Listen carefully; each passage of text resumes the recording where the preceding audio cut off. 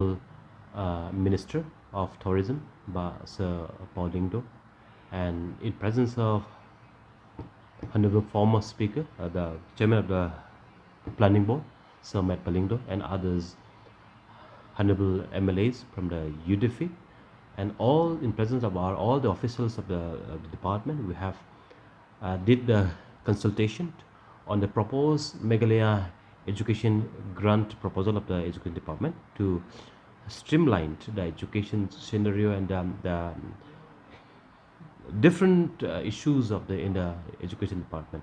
So just to inform all of you, under the dynamic leadership of Honorable Chief Minister, we are really on the job to streamline the education sector.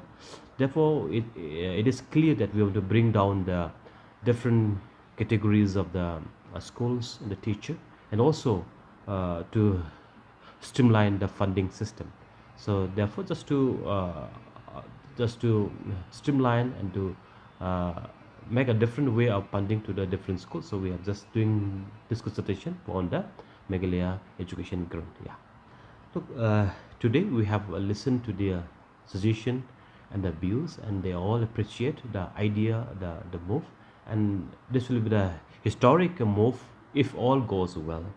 But our officials, they had held the consultation with all the head of institutions, management in the Shillong, and we have officially notified the consultation committee headed by the Secretary of Education, Sri Swapni Tambe, and all the officials as a member.